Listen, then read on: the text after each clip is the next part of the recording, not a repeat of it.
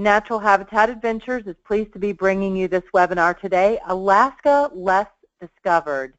We're here today with Cort Whalen, PhD. He's broadcasting live from our offices in Boulder, Colorado.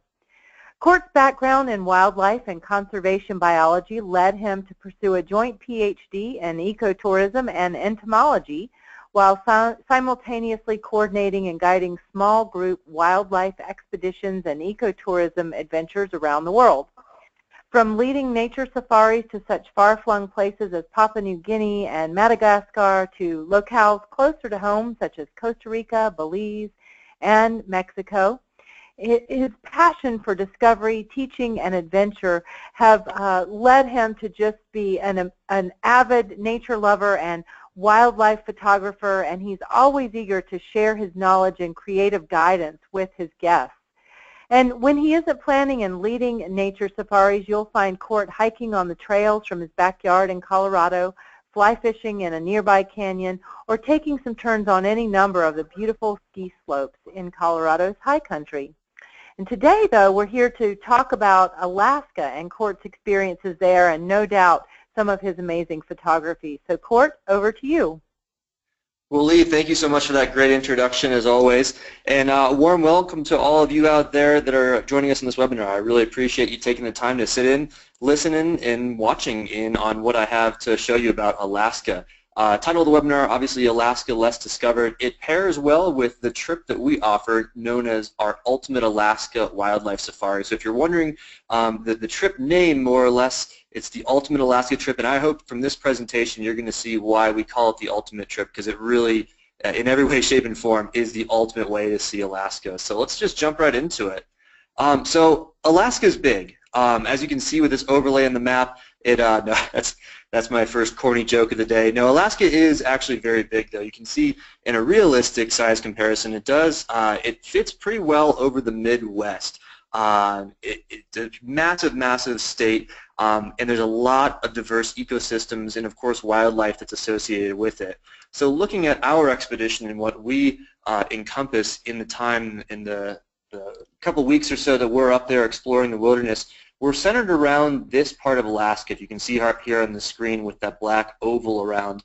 I'll go through the itinerary in just a minute, but you can see here all the way north to Fairbanks, just below the Arctic Circle, all the way down in the southwest part of Alaska in the Aleutian Range and Peninsula, Kodiak area, and of course Anchorage and Seward right there in the middle. So we cover a good bit of ground, but like I said, that's why we call it the Ultimate Alaska Trip.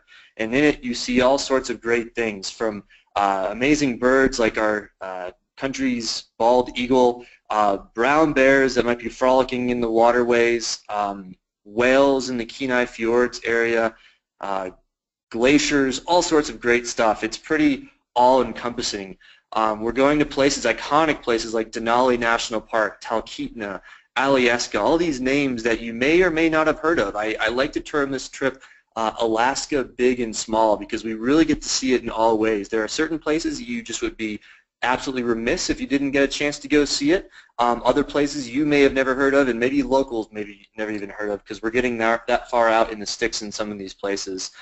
So it's truly an amazing, amazing journey, culminating in one of the greatest wildlife spectacles on Earth, the Brooks Falls National Park area in Katmai National Park. It's the pièce de résistance of the trip, that's for sure.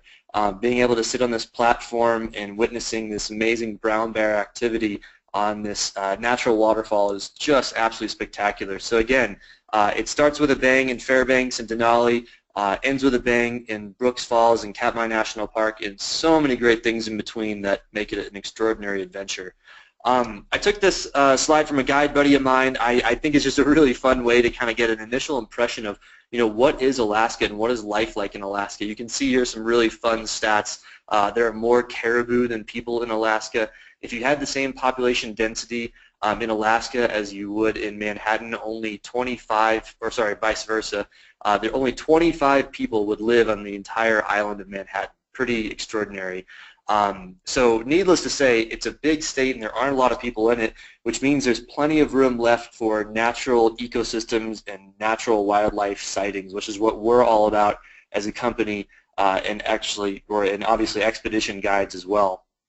So you're really going to be a kid in a candy shop, or a kid on an iceberg, or a kid in front of a glacier, however you want to call it, when you're in Alaska, because there's just so many great things to see and experience. But this is a different kind of trip. This is how it was done back 100, 150 years ago. It's not quite the same type of expedition, but we do cover a lot of ground. I'll be honest, if you are the kind of traveler that just wants to sit on a cruise and watch the world go by and not do a lot of walking or hiking or sightseeing, this may not be the trip for you. This is an adventurous trip in the sense that we are definitely covering some ground. You can see there's a lot of different distance. We don't go from Barrow all the way to Juneau, but you can see that going from Fairbanks down to the Aleutians and through Anchorage, we cover hundreds of miles for sure. But the great thing about it is that we're doing so in a very nice style. We're doing so with great logistical planning, so we don't have extraordinarily long travel days. And we're seeing things constantly from start to finish. But yeah, it's a traveling trip, but to the best of my knowledge, we are the only outfit out there that really does this type of travel overland in Alaska.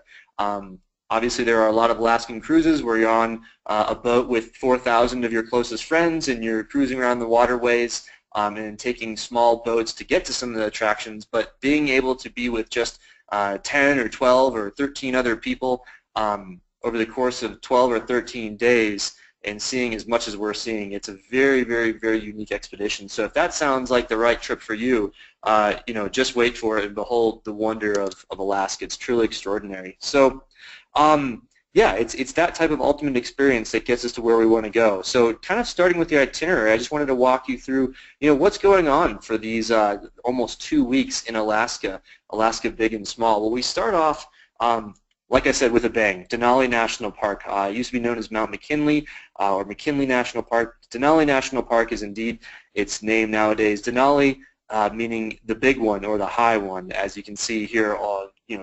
Amazing, amazing mountain. It is almost 18,000 feet above the rest of the range, which is why it's so impressive in the landscape. It's a truly, truly amazing thing to see. And you're right there. You're right there in Denali National Park. So we're starting off our adventure, like I mentioned, in Fairbanks. You fly into Fairbanks. We have our welcome dinner and orientation, and then we immediately hit the road the next day, heading towards Denali National Park. And our end point for the day is a place called Kantishna Roadhouse. The Roadhouse is not the bus itself. The bus is just a vehicle to get there. But it is a nice drive through Denali National Park. And what most visitors do actually getting into this national park is the ride is their attraction. That is their activity. They ride in, they ride out. And because it's a long drive, they only go part of the way. They can really only see a fraction of this exquisite, beautiful road that gets you all around this national park, seeing sights not just of Denali, but all sorts of things from start to finish. Wildlife, it is extremely abundant. You can see it right from the road. Here we have a slight traffic delay at rush hour with this beautiful female brown bear, or grizzly bear actually as it is, walking through the national park roadways. Fun fact, difference between a brown bear and a grizzly. They are the same species, but a grizzly is a brown bear that lives in the interior, meaning in the mountains, and a brown bear is what we call this species when it lives near the coast. So you're going to hear me talk about grizzlies and brown bears. They are the same species, but here we're seeing a grizzly because it's interior in the middle of Alaska, whereas a brown bear we're going to be seeing later in the presentation, those coastal browns, as you might hear me call it, they're the really big ones, like the Kodiak bears that you see on the coast that get to gorge on salmon during the summer season and get really, really fat and healthy during the summertime period. These bears still very healthy and happy, but their diet is mostly going to be on things like berries and sedges and grasses. As a result, they're really just not going to be the same large size as those that can feast on almost limitless protein of salmon during the summer. But anyway, so I digress. This is indeed a grizzly that we spotted on our drive from the Denali National Park headquarters all the way in to the lodge, the Kantishna Lodge. The drive itself is a few hours long, but it's seeing all sorts of amazing sights and sounds. We're getting off 3 or 4 different times. It might be wildlife sightings. It might be these beautiful braided rivers like we're seeing in front of us. Plenty of time for photography, experiences, storytelling, etc., etc. And then towards the end of the day, we're going to make it to our roadhouse, as they call it, at the very end of the road, at the end of this long, almost 90 miles of wilderness that we pass through in Kantishna. We do use 2 different lodges on this ultimate trip.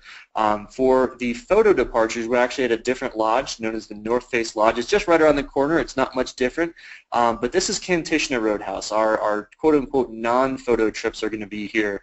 And I always preface saying non-photo by saying it's, the only real difference is the amount of photo instruction you get on the trip. Every single one of our adventures around the world is going to yield you with extraordinary, once-in-a-lifetime type photographs. But yes, our traditional trips or our quote-unquote non-photo trips, we're going to be here at Kantishna Roadhouse for 2 nights, and then the photo trips, the other main differentiator is that we're going to be at the North Face Lodge for 3 nights. So that's the key difference there. So if you hear me talk about photo, non-photo, that is the main difference. The rest of the itinerary is virtually identical. While we're at Kantishna or deep within the interior of Denali, it goes for the photo and non-photo trips. There is a lot to experience. You can do everything from hiking to blueberry picking, all the way to fly fishing if that's the kind of thing you're into. But as a nature and wildlife company, we're obviously leading guided hikes, and we get to walk through this beautiful, beautiful wilderness, kind of this almost alpine tundra that you see here. Even though we're only at about more or less 2,000 feet of elevation here, because we're so far north, the landscape is very, very stunted. So this forest almost borders on like a boreal forest to a tundra. You can see the stunted vegetation here with that magnificent Denali, Mount Denali in the background. There are other activities. There are sled dogs around the property. There are little photography opportunities and photo classes that we can enjoy. There's a beautiful lake at the very end known as Wonder Lake. Guess where it got its name from? It's absolutely brilliant. And this is just a couple minutes from both of those lodges I was talking about. You can see here just a little bit of a, if we zoom away from our drive into and out of the park, this is kind of what the roadway is like. So when I use the word road loosely, we might be the only vehicle that we see on this road. We might pass by another Denali bus from time to time, but you can see here as we're zigzagging and moving through the environment, it's just stunning, just very otherworldly. If you haven't been in an environment like this where you're almost bordering on like an alpine tundra, it's truly, truly amazing. Now, I do have to also put the caveat out there that these photos are from brilliant blue sky days. You don't always get to see the top of Denali. There are times, there are days, there might even be a trip where it's kind of shrouded over, but it's truly, truly sensational no matter how you see it. Because it stands out no matter what. Even if the very top is haloed with some clouds like you see on the left, it's just truly a natural wonder of our planet. So once we spend our couple days in Denali, we actually take the Alaska Railway down to Talkeetna. We book everybody in the top Vista Dome car here. It's I think it's a very unknown little highlight of the trip. It's a shorter train ride. It's something in the realm of 4 or 5 hours. But it's a way to really see a lot of countryside. It's beautiful when we wrap around a corner. Sometimes on a clear day, if you're out on the back viewing deck, you can see as the train wraps around and get that quintessential photo of Denali as it hovers over the train wrapping around the boreal forest. It's just beautiful. Very comfortable. We'll have a meal on the train, get a couple of happy hour drinks, see the sights and sounds and views, look out for moose and eagles and maybe even some bears on the side, and gradually make our way to Talkeetna. Talkeetna is a very small little town. It's a population of less than 1,000. It's what the show Northern Exposure was actually based on. It is just a cute little iconic Alaskan town. Not a whole lot of people go there, but it is the base point for a lot of people that don't want to go all the way into Denali. You can still be based out of here and do day trips in the surrounding area. But this is a pretty good representative example of what the town kind of looks like. It's a locals kind of place. It's small scale. It's got your little deli and your visitor center. It's got your general store. But it also has some really cool sights and sounds. And whether we go individually and let people sort of spur off on their own for a little bit of a free morning, or go with your guide and check out some of his or her favorite sights and sounds, there's a beautiful little heritage museum where you can learn about the trekking history and the mountaineering history of Talkeetna. The thing that really put it on the map was back several decades ago when it became the real base of operations for trekking Mount McKinley at the time, now known as Mount Denali. You can see here there's a cool little airport that you can see these glacier landing planes taking off and landing on, you can barely make out in this picture, but just on the bottom of those wheels are actually skis, and they will go up and circle around the glacier, and sometimes if you're intrepid enough, you can even land on it. On our trip, we do offer, weather permitting, the option to fly from our lodge deep within the interior of Denali all the way to the end point of that bus ride. So you'd still do the train ride and everything, but you do have the opportunity, if you'd like, to take a little flight seeing trip around Mount Denali, and it's a really, really fascinating, highly recommended experience as long as weather's providing for the day. And this is something that you don't need to book ahead of time. It can actually be booked when you're on the ground at either Kantishna or North Face Lodge, and your expedition leader goes over those sort of details with you at the welcome dinner. So we're moving on from Talkeetna, and we're going, I was talking about a recurring theme from the trip is this Alaska big and small. So we just came from this small little town, this very, very small little roadhouse in the deep, deep interior of Denali National Park, and they're going to this really beautiful ski resort, actually, believe it or not, a ski resort down near Anchorage called Alyeska. You may have heard of it. It's absolutely world famous, some of the very best skiing in the world, and in the summer it is also a vacation mecca for hikers. The thing I love about this is that it gets us into a very rare ecosystem up in mainland Alaska that reminds me a lot of Southeast Alaska. So you can see here, this is actually known as a temperate rainforest. Huge, big, tall Sitka spruces and hemlocks, lots of undergrowth. The soil can be wet from either brief snow showers late in the season or rain throughout the time, and it actually gets a lot of rain here. It is on a temperate rainforest belt, much like Juneau in Southeast Alaska, so it's a totally different environment. Very good for seeing all sorts of wildflowers, maybe even see a black bear possibly. Moose could be in this area, so it's a really cool, diverse ecosystem, adding, again, one more notch in the belt of how ultimate this trip really is.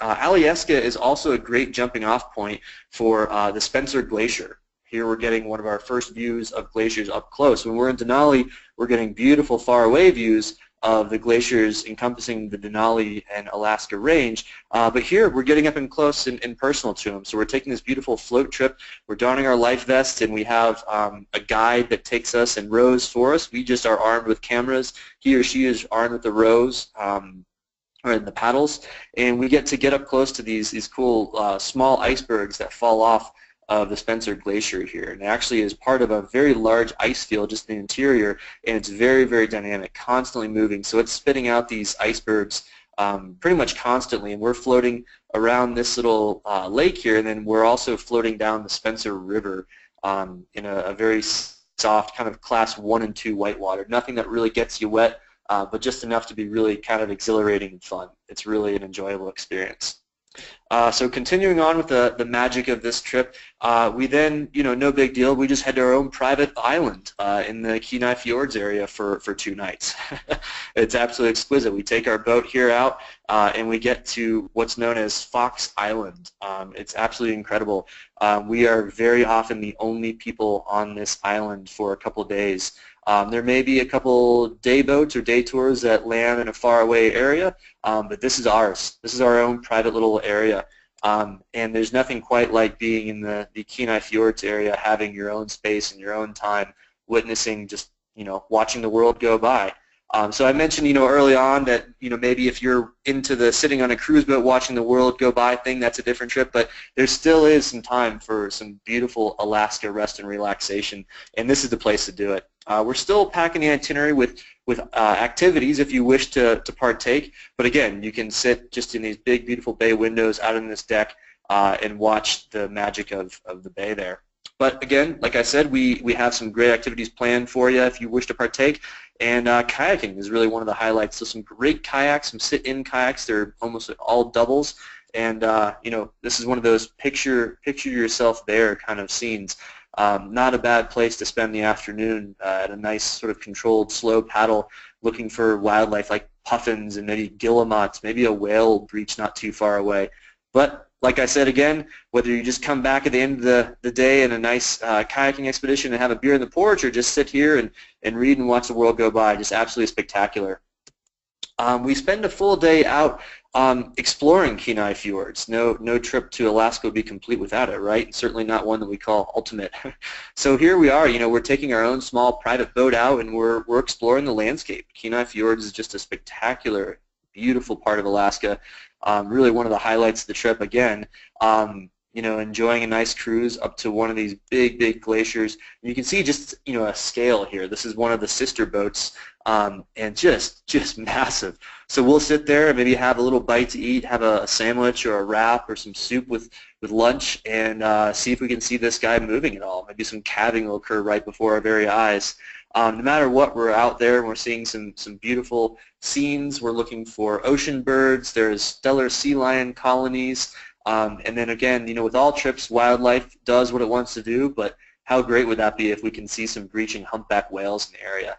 And actually on this past trip, I was fortunate enough to see a fin whale, which is pretty extraordinary for the area. It competes with the blue whale for one of the larger whales in the world, and that's just what you get in these prime feeding grounds. Anything can pop up. So again, does every trip get every single species? Well, it's hard to say, but when you're with a company like ours, with the best guides out there, getting you in the right time, the right place, seeing the right wildlife, anything's possible, including maybe even some orcas out there. I mean, what a magnificent backdrop. Just truly extraordinary. Humpbacks do frequent the area. I snapped this shot on the most recent trip of mine this past summer. And again, this is one of the sister boats. We really only see probably one other boat out there the whole time. The larger cruise ships can't quite get within these waters. So yeah, imagine not only just getting this photo, but imagine being there, witnessing this. We were watching this humpback whale just slap the water with its tail, I kid you not, 15 minutes straight, and we just sat there. No one could pick up their jaws. We were just all in absolute awe that we were so fortunate to witness this wildlife wonder. We continue on with marine mammals. The chance of seeing sea otters pretty significant.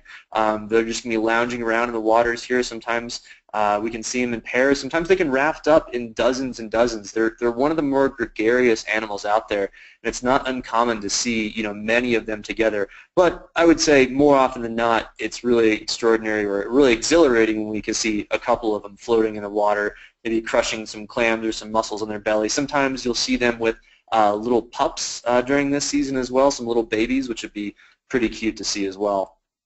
And again, eagles. These guys tend to be pretty commonly seen, whether it's perched on a cliff or flying overhead.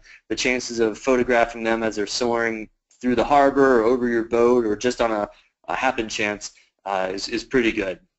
Then when we actually head back to Seward after those couple of days on Fox Island. Remember, our own private island in the Kenai Fjords area. That's pretty extraordinary. We head to a place called the Sea Life Center, which I think, we have it in the itinerary, but it's one of those sleepers. I think a highlight of the trip. It's actually funded from the Exxon Valdez oil spill, so it's this massive facility that is dedicated to preserving and educating people about marine life. Not only is it an extraordinary aquarium and exhibit, but there's a lot of cool research going on. We're going to aim to do a behind-the-scenes tour, and we also have a great chance to take some close-up photos of puffins. The horned puffin and tufted puffin can be seen, and it's a really cool way to get up close and personal to a lot of the wildlife, including seals and sea lions, fish, and all sorts of other things at the Sea Life Center. Really cool addition to the itinerary here. So after our time in the Resurrection Bay area of Kenai Fjords National Park, we're headed back to Anchorage for a night. And this is sort of our stopover point to rest up, regroup, and then we are heading towards the end of our itinerary here. Again, like I said in the beginning, the pièce de résistance, the Katmai National Park area in Brooks Falls. So after we spend our night in Anchorage, we head off to the float plane dock. We take a short commercial flight before we get here.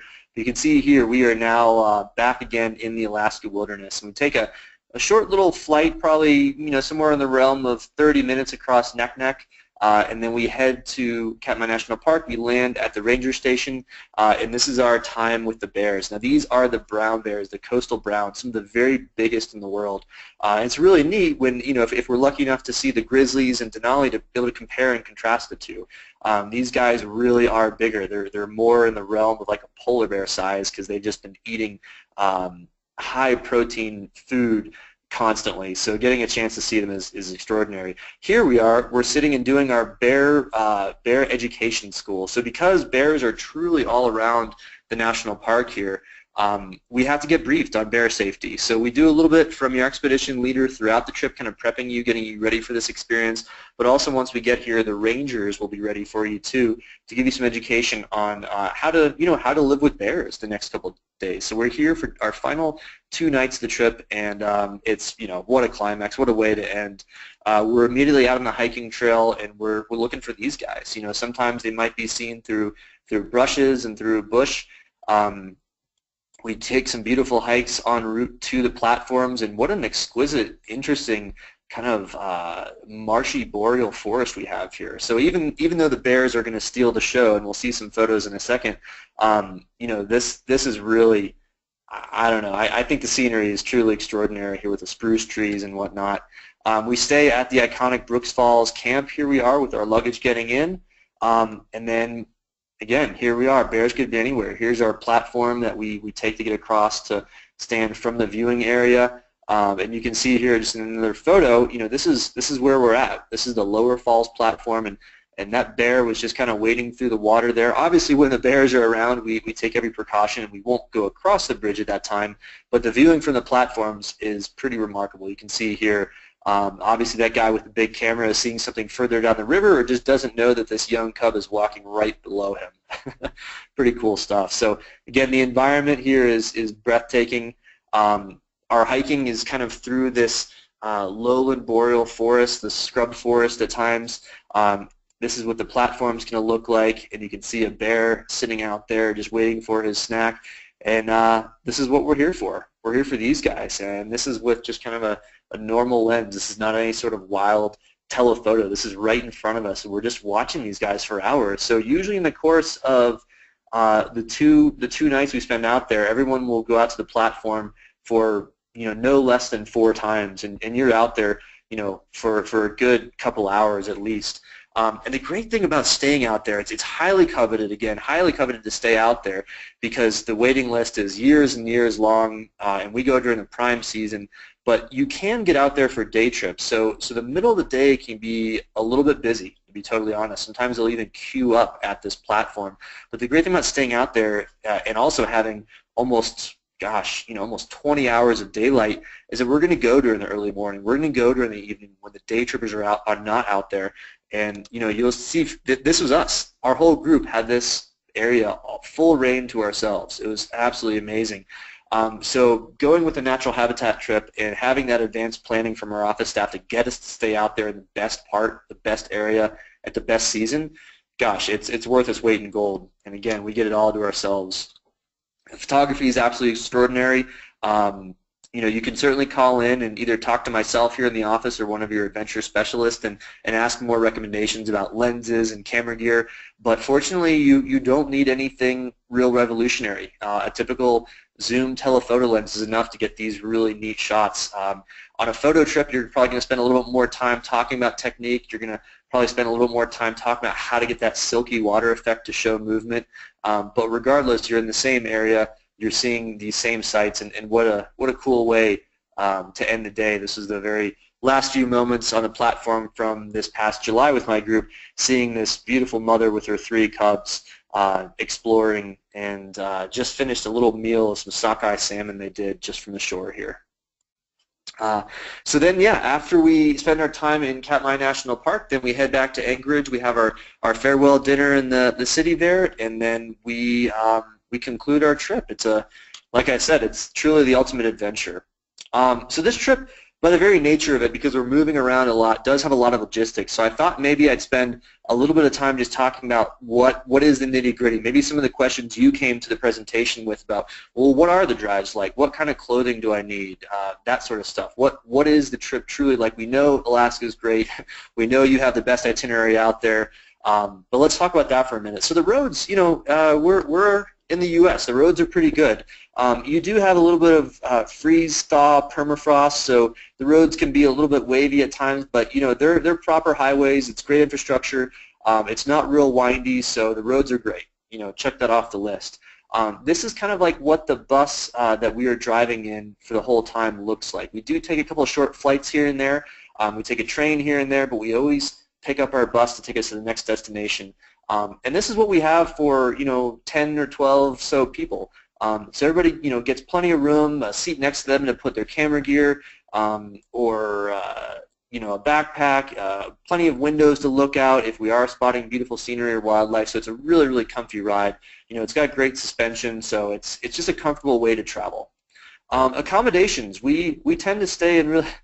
Okay, so this is my second corny joke of the trip. No, the accommodations are absolutely spectacular. I think, I showed you some pretty good photos of what, some of the hotels and lodges and resorts are like. But like I said, I think that truthfully the way to look at this trip is it's Alaska big and small. We're going to some of the real iconic highlights. We're staying in some of the best national park lodges out there. We're even visiting a world-class ski resort to do some hiking in the temperate rainforest. The accommodations perfectly match the settings, and fortunately we don't stay here. This is just a random image I got off Google. Food. So you have 3 types of food throughout the trip. You have salmon, salmon, and salmon. No, just kidding again. No, the food's great. I'd say the food, I may not say it's going to be like top Michelin star, 3-star Michelin star in Paris kind of food, but it is really great stuff. We often have a combination of family meals and buffets. Of course, there is fresh fish. Halibut is always extraordinary in Alaska. The salmon's delicious. There's plenty of vegetarian options, and we can always accommodate any dietary requests, any dietary preferences, vegan, vegetarian, gluten-free. The vast majority of what we're eating is off of a menu, or you have plenty of choices in a buffet, so it's pretty easy and all-accommodating. The bugs. People always wonder, well, what is Alaska going to be like in the summer? I've heard these horror stories of mosquitoes. It really depends season to season, year to year. As guides, we know it could be an issue. I have never really seen it be that bad myself. I always think that really the best thing to do is just wear a little bit extra clothes or maybe a spritz of bug spray on your neck or elbows, and that's pretty much everything you need. We do have some bug kits, like a hood if you really need it, but again, I've personally never been bothered by them, so I don't think it's really a major issue. The physicality of the trip. This is not the kind of stuff we're doing on the trip. This is the more adventurous version of Alaska. Really, it's best to talk to your adventure specialist about exact physical requirements or check on our website about what we say, but really the gist is to be able to walk somewhere between 1 and 3 miles at a time. We're always going at an interpretive pace. We're not rushing towards the finish line. But somewhere between 1 and 3 miles, there's not any real hard, arduous terrain. When we're in Denali, there's a variety of hiking options from, that is your time if you want to get pretty far out there and do a longer hike, you can do so, but we can always break the group up, and if someone wants to do a shorter hike or wants to just kind of sit and watch that beautiful Wonder Lake and see the snow sparkling in the background of Denali, you can do that too. So while it does require walking almost each and every day, it's not a real arduous trip. I'd say probably the most walking comes at the very end of the trip when we're in the Brooks Falls area. Not so much because we're wanting to do these multi-mile hikes, but more just that the platform is indeed about 1.5 miles from the lodge.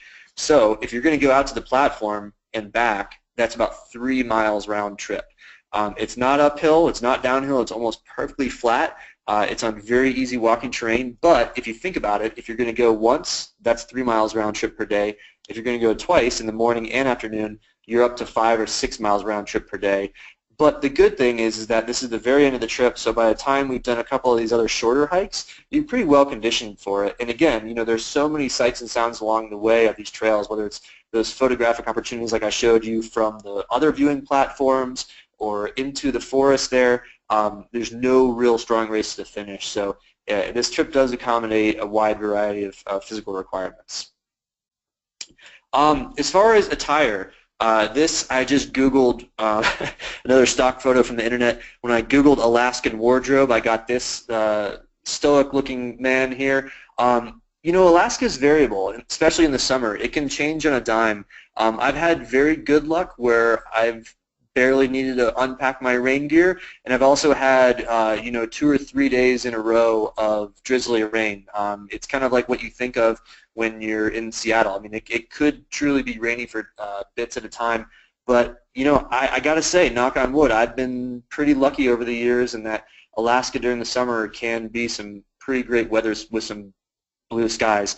But that being said, the only real specialized piece of gear you want to think about is just, a good rain jacket and maybe some nice lightweight rain pants, just in case. Again, it's not that we're going to set out in the morning knowing that we're going to be out in the rain all day, but, what if the bears are just absolutely kicking at the falls and they're just truly spectacular, and we're getting these amazing photographs like this young mother here over this beautiful waterfall. I mean, you don't want a little bit of drizzly rain to send you packing. You want to be out there for the long haul. So it's not that we're on for any sort of slogfest running through the rain. It's more just we don't want a slight rain to affect our amazing wildlife experience.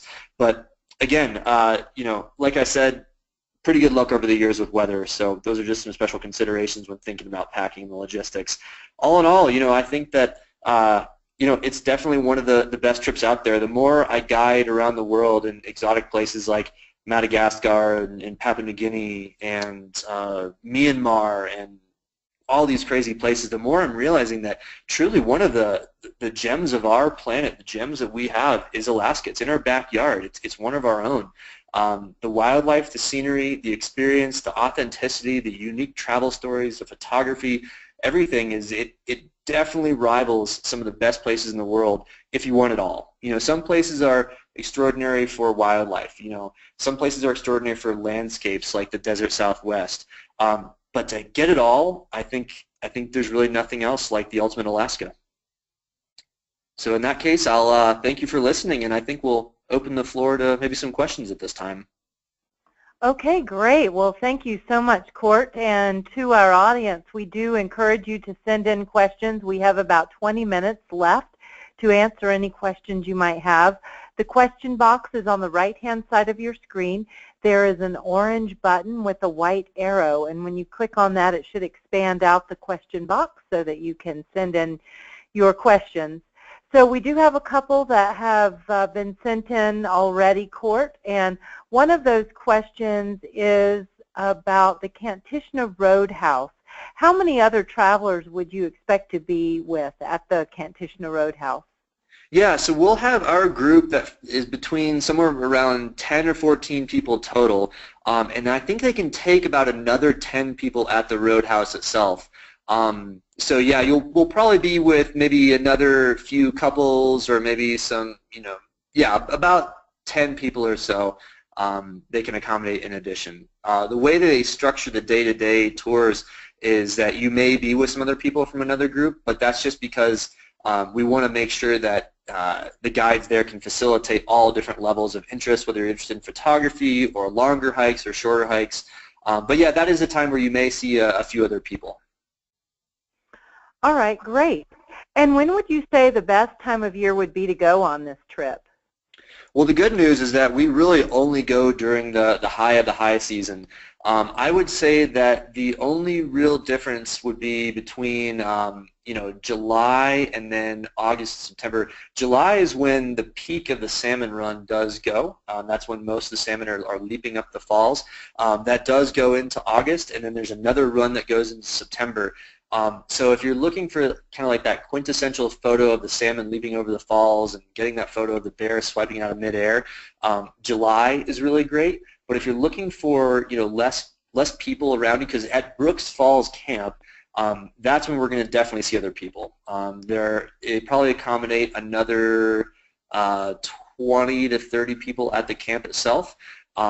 So if you want to go when you have more seclusion and more time to yourself, August or September is certainly it. And like I said, the bears are still around there. They're doing great. As we go into fall, you start to maybe get a little bit of fall colors. The bears, having been feeding on salmon for a couple months, as you go into late August and September, they're starting to get even fatter and even healthier. Their coat starts to really flush out for that winter fur. So yeah, there's really there's a reason to go at every time that we do our trips. there are minor differences, but if you picked a date out of thin air, you're still going to have an extraordinary time. It's really more about if you're interested in very, very specific things. If you're a generalist nature and wildlife observer like I am, yeah, any time that has good availability and any time that you can work out with your schedule is a great time to go. All right, perfect. And would you say that the days are longer in the spring or in the fall? Oh yeah, so the days are going to be longer around the solstice. So as you go from July into September, the days are definitely getting shorter. We don't vary our activities all that much more. I mean, we're still going to be kind of up at a normal hour in the morning, doing our catching our flights or doing our drives around 7, 8, or 9 o'clock in the morning. We're still going to be ending our day with dinner around 6 or 7 in the evening. And we don't really plan anything except for maybe some optional things if someone requests before or after that. But it does allow maybe we'll have a campfire or something that lasts a little bit longer if you go during the longer times of the day. So yeah, as you go into it, like the very last trips of September, they're going to be more on like normal North American summertime hours with the light scheme, getting dark not real early, but not, for instance, in July, it might not ever truly get dark. It might be still pretty bright at midnight. And so it allows maybe for some more time if you want to take a stroll in the evening on your own. Okay, that's great. Thank you. Now, are there any trips that are specifically focused on birding? No, I would say no, not any of the trips are specifically on birding. It really just depends on your own interest. As expedition leaders, we always like to feel out the group and see what their keen interests are. That might be a chance if you are on a trip and the days are a little bit longer, maybe you want to head out early in the morning and do some bird watching. Maybe your expedition leader can join you or point out some really good vantage points. But I would say as a company, while birds are definitely wildlife and we certainly focus on them just like any other wildlife, I wouldn't say we do trips exclusively or specifically for birding. We will certainly work with you and do everything we can to help you develop your lists, and if you have a checklist, things like that. But I would say no matter what, each and every person that goes on this trip is going to see a good number of bird species just because it's a pretty great area. But yeah, if you let your expedition leader know at the start, he or she might include another extra stop or two that they know the whole group's going to enjoy, but also just happens to be a really great wetland area for shorebirds, or maybe he or she will point out a couple extra neat little roosting colonies of things along the way. All right, great, thank you. Now, what about the northern lights? When would be the best time to see those? Well, the northern lights are tricky. The reason that it would be difficult is more to do with day length. So if you're specifically going for the northern lights, you'd want to go towards the end of the season because that will enable you to get more darkness. Actually, up near Fairbanks is a great area to see the northern lights, but you'd have to go pretty much at the end of the season to get any sort of darkness. When you're there in July and even August, it's much more like a twilight hour as you get later in the day, and it's just very hard to see the light. So truthfully, I would look at it as a bonus more than anything. The best time to see northern lights is always going to be in the winter time, to be totally honest, and that's why we do our northern lights trips to Churchill in the dead of winter, is that you get great long nights. You could even walk outside dinner at 7 o'clock and see the lights shining above you. So on this trip, we're in a decent area for it, just not real likely, unfortunately. All right, thank you. And is there a lot of difference between photo and non-photo trips? In other words, is the size of the group any different on one of those trips, and is the itinerary any different?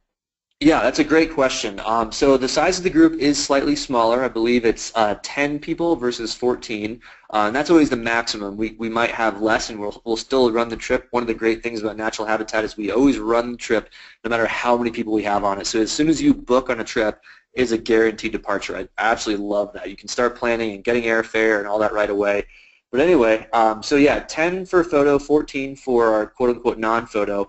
The itinerary differs only slightly. I was mentioning in the very beginning of the talk that we do one extra night in Denali National Park on our photo trips. I think this is great because if Denali is shrouded by cloud cover one day, we still have a whole nother day, actually a whole nother couple days, because we still have time on that drive out on the final day. It almost doubles the amount of chances you have to get a clear view and photo of Denali. Other than that, the other main differences are going to be that you will have a dedicated photo expedition leader with you. A lot of our expedition leaders are photographers as well, so chances are on any of our trips you're going to be able to get some pointers for your camera. But they're not guaranteed to be photo experts like our photo expedition leaders are.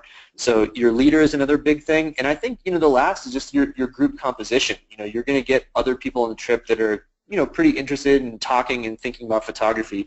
Maybe you'll talk about composition at a dinner one night. Maybe your expedition leader will have a little presentation to talk about lighting and proper techniques to freeze motion or to blur the waterfall at Brooks Falls to get that silky effect where the bear is standing on top and the water's flowing beneath. So yeah, it certainly is more focused on photography, but the thing I love about it is you're still going to get all the naturalist interpretation. It's not like you're trading out the nature and wildlife experience, the landscape experience, the travel experience for photography. It's really just a little bit of a bonus more than anything. All right, great, thank you. So I will make this the last question.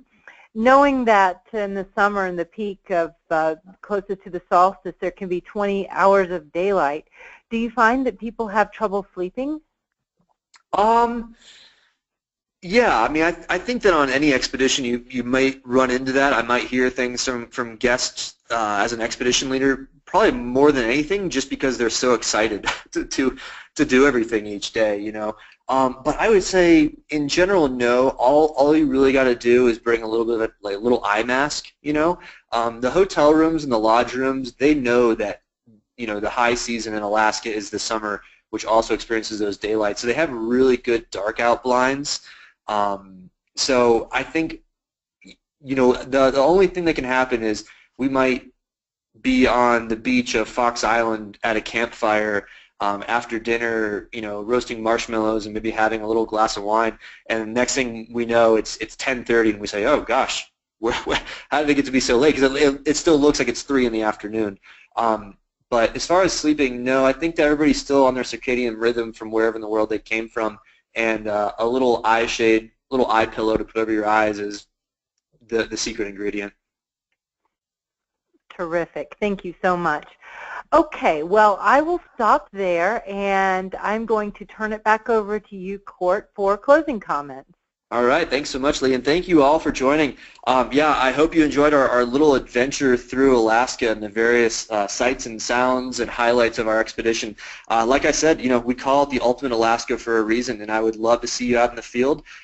Do give us a ring if we can help with any questions. We have, I did check, we have pretty decent availability for 2017, but at the same time, this is easily one of our most popular trips out there, and this just happens to also be our prime booking season when we get most of the people booking their trips for the next year. So if it's of interest to you, I wouldn't delay. I would reach out to our offices, call the number below there, or email us, and we'll have someone back in touch with you to answer your questions and get you set up in this adventure. We'd love to see you out there. Thanks so much, everyone, and Happy New Year. And my thanks as well, and we will get this replay out to all of you by email. Should have it to you by about this time tomorrow. So with that, we will conclude the webinar. Goodbye, everybody. Thanks, everyone.